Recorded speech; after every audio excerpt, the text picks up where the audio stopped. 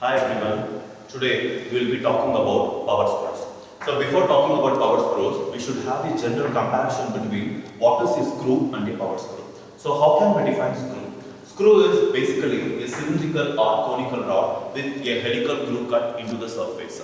And where we can use these kind of screw means usually for the fastening purpose and the assembly purpose we can use the screw. And when we talk about the screw, usually we have only two types of cut. That is the helical groove cut, what I have mentioned on the surface. Only two types of cuts we have. First one is the square thread cut and second one is the V-thread cut. That is, square thread cut means the surface of the screw will have these kind of curves, and the V-thread means something like this it will have. So now coming to the next very important topic, power screw. As I told you, we cannot always call a normal screw as a power screw. Then what is power screw? As I said, power screws also will be having a cylindrical or a conical rod only, which have same, yes, either a square threaded or a triangular threaded will be there. But in case of the power screw, it could able to do some mechanical work. What kind of mechanical work? In this class, we will be talking about a power screw which is useful to convert a rotary motion into a transitory motion. For that, what is the example I have chosen here is the screw jack I have chosen here. You could able to see here, I have shown a screw jack. Of course, we know that what is the main purpose of the screw jack.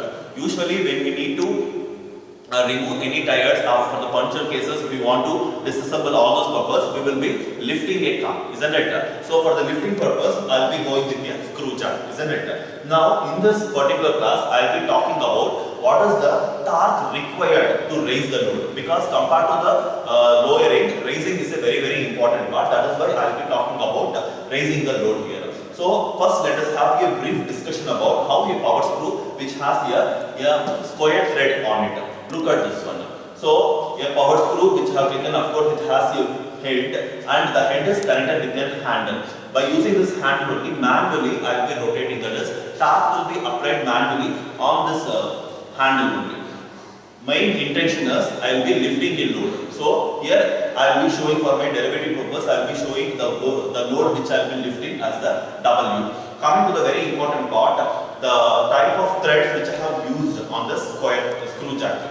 Here square thread I have used here. When I am doing the derivation, very important things what to be followed is nothing but the diameters. You can able to see here, I have chosen only the fourth thread. Only the fourth thread of square screw I have taken. Need not be always a fourth thread. Only for the derivative sake I have taken. It can even exceed or even it can lower also. And here a nut is shown here because of course a screw cannot operate alone. With the help of a nut only, any kind of operation can be done here. And here coming to this one. Since square thread I have chosen here, I will be using with always the mean diameter of the square thread as D2. So what is the D2 here? The mean diameter of the square thread I will be choosing with D2. What is the D? D is nothing but the nominal diameter of the outer diameter. That is, let it be any type of the square, any type of the screw, whether like these kind of triangle thread, V thread, or the square thread. Let it be anything. Ultimately, when I am talking about the nominal diameter, is always D. What is D1 here? D1 is nothing but minor diameter. It means like even it will be useful for the derivative purpose. What is the derivative purpose? Means excluding the thread part, whatever the diameter of the rod which is present here, that is measured as D1. So now it is so clear that D2 is nothing but the main diameter of the power screw which has this square thread which I have chosen here, and D is nothing but the outer diameter of the screw, and D1 is nothing but the minor diameter of the screw. So this is my arrangement I have done here. Now coming to the derivation. What is my derivation here? Torque required to raise the load. By using this power screw, how I am lifting a heavy load. Say for example, a load of 3000 kg or 4000 kg. By using this small power screw, how I will be lifting. Look at this one. So what is this? A triangle shows this. What is this triangle shows here is when I am applying a torque. That when I am rotating the handle. Say for example, only one turn it gets completed. So if it is only one turn means usually a helix angle will be created, let me denote as alpha. So, and this is the very important part. Can you able to see this rectangle part? That is the way actually it is lifting it. Since I will be doing it for the entire power screw, we need to understand the concept thoroughly.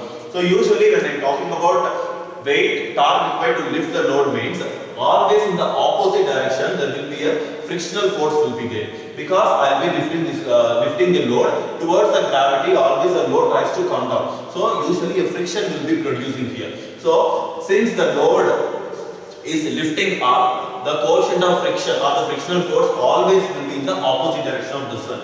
This W shows that a self right which is always towards the gravity. And coming to next one Rn. Rn is nothing but the reactive force which is produced with respect to the perpendicular to the axis of the load which is shown here. Now, next with respect to the helix angle, I will be resolving these forces into horizontal and vertically. You can able to see here, for example, I will be going with Rn since it is inclined to the y-axis. It can be shown as Rn cos alpha, the x-axis is Rn sin alpha. Similarly, the frictional force which is inclined towards x-axis, I will be showing mu Rn cos alpha as x-axis and mu Rn sin alpha as the y-axis. And remaining things I will be considering. The next step will be resolving the forces which I have written with respect to the axis and both x and y. I will be showing it as horizontal forces and the vertical forces. You can see here, whatever the forces which is acting only horizontally, I have chosen here and ultimately it will be equal to 0. When after taking the plus and negative sign to the left hand and right hand side, it can be written as f is nothing but Rn sin alpha plus mu Rn cos alpha. Then coming to the vertical resolving forces, I will be getting W is equal to Rn cos alpha minus mu Rn sin alpha. Next, what I will be doing? I will be dividing equation 1 by equation 2. So I will be getting this one after simplification I am talking about. I will be getting this one. Next, again doing further simplification. Further simplification means what exactly doing? You can be able to see here in both numerator and denominator cos alpha is there. By means of dividing cos alpha in both numerator and denominator, further the terms will be simplified and ultimately what is the force which is applied on this particular handle by means of a torque is nothing but this one we will be getting. Ultimately I will be getting in terms of the torque, not in terms of the force.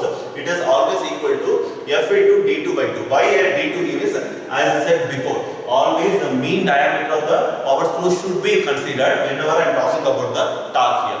Coming to the next concept, it is always not lifting the load. Even sometimes when the operation is done, even we need to lower the load. For that, what is the case means, you can go with the same state, and what is the only change is, since the load is lowering down, the coefficient of friction will be opposite direction. That is, mu Rn will be in this direction and the other force will be lowering direction. Almost you will get the same equation, even the torque also will get the same equation. Where you will get the difference here is, that is mu here plus you will get there, in case minus you will get, that's all. So by means of doing this one, we can understand what is the concept of self-locking and the overhauling. That is, with the proper friction and erosion, with the proper load lifting capacity, whether a screw could able to perform well. All those things we could able to find out theoretically by means of learning this two derivation, that is torque required to raise the load, torque required to lower the load. Thank you.